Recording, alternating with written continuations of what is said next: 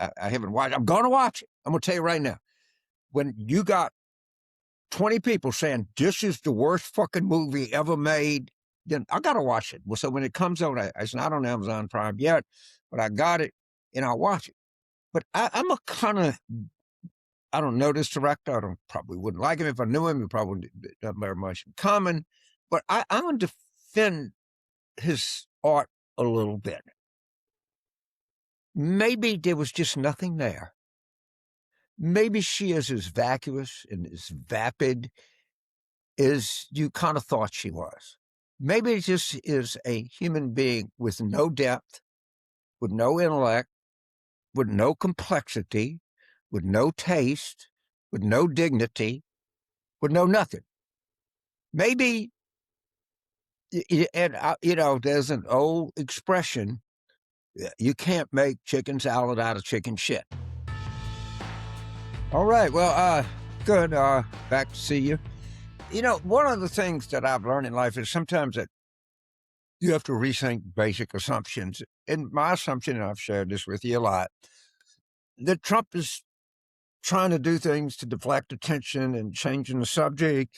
And then we get to Epstein, and he gets to Venezuela, and then he gets to Greenland, and he gets to Minneapolis. And somehow or another, behind all of this is some kind of a strategy, or he's just always, I guess some version they call kinetic politics. He's always moving. He's on multi-fronts. He's doing this. He's doing that.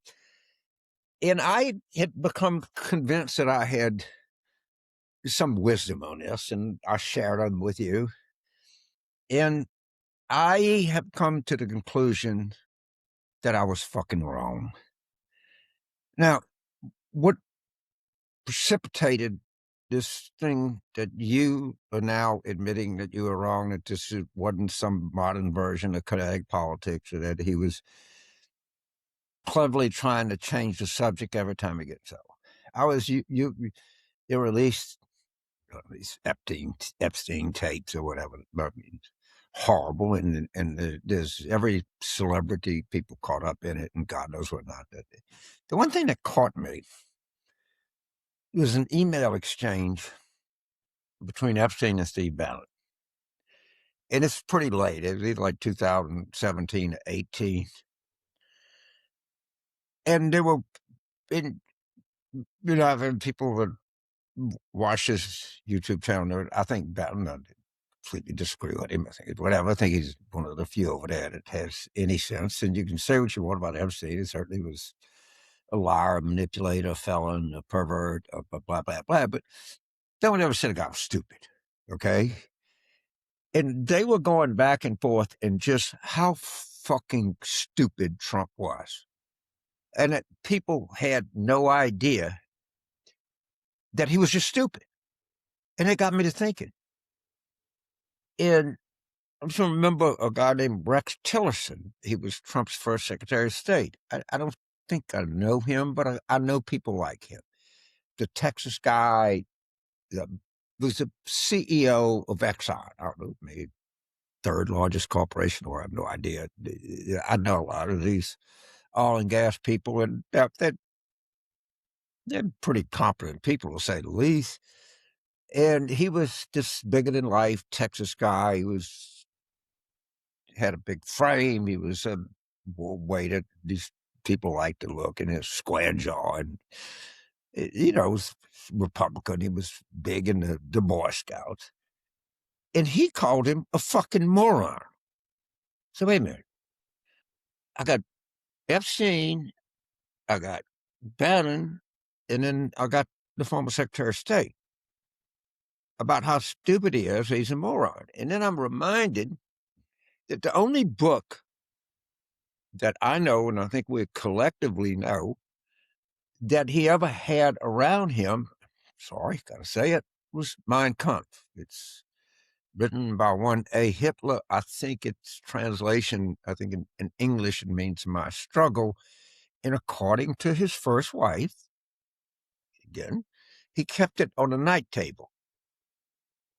Now, I don't know what you keep on your night table. With me, the more definitive thing is what I keep on the side of the can. Okay, because I start reading something and inevitably I come back to it a couple of times a day. But everybody's got their own kind of reading habits. That was the one he picked. I actually one time tried to read it and I couldn't get past the first page, but that's what he did. And so maybe we've misdiagnosed the problem.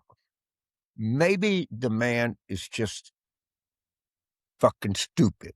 Now, I'm not a psychiatrist and I don't know, but I looked up because we use these words that they're interchangeable. He's stupid. He's a moron. He's an imbecile. He's an idiot. All right.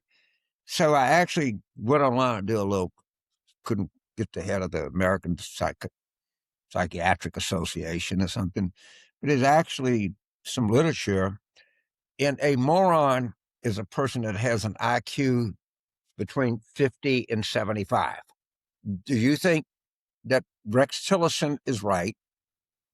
And he's a moron. Now, I don't know what stupid is not an official designation of the American Academy of Psychiatry. Whoever the fuck does these things, I have no idea.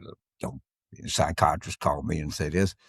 An imbecile is someone with an IQ of 25 to 50.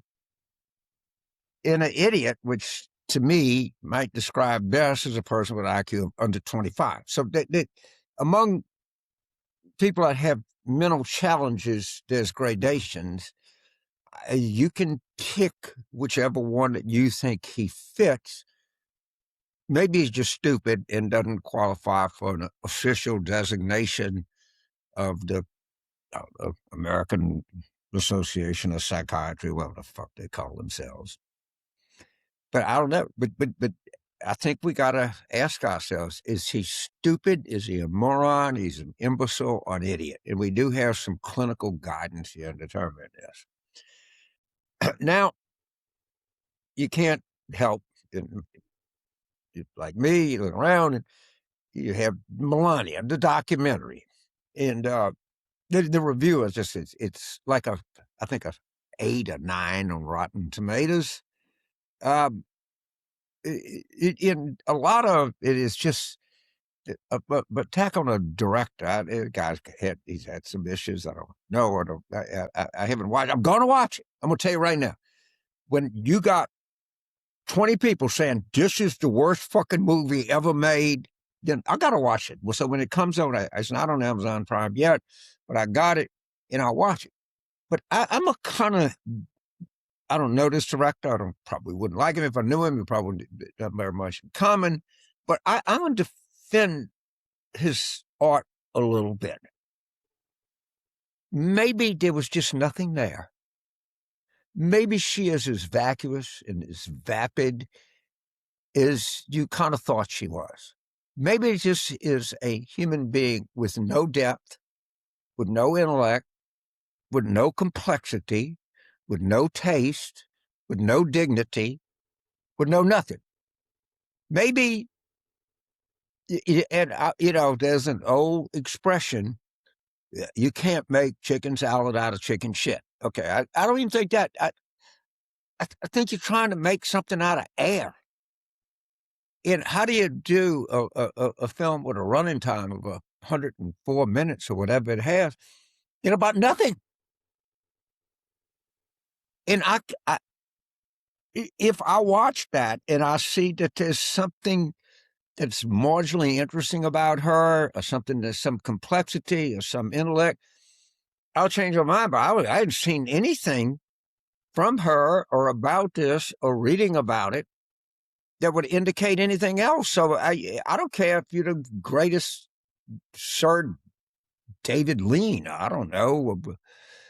It's okay. I don't know who the fuck you are. If you don't have any topic, if you don't have Jake LaMotta, you don't have Raging Bull. If there's not some person of some interest that is foundational in a piece of art, being a film or anything else, you can't be any good. And I just wonder, and I'll watch it. I'll give you my review after I see it. But I think it's the director's not at fault. I don't think he had shit to work with. I really don't. I mean, I guess they accentuated her high heels. That's probably because of Cedar. Probably, I have no idea. But maybe we should consider the problem that in this marriage, in this union of Donald and Melania, one is a fucking moron, and the other is a blank. Is just nothing. There's nothing interesting in anything there. I don't know, but you always got to rethink your suppositions. You always got to rethink that. Hey, maybe I misdiagnosed the problem here. Maybe I've learned something that changed my mind. I think that he's just that goddamn stupid, and I think maybe she's just that empty. But we'll see. Thank you very much.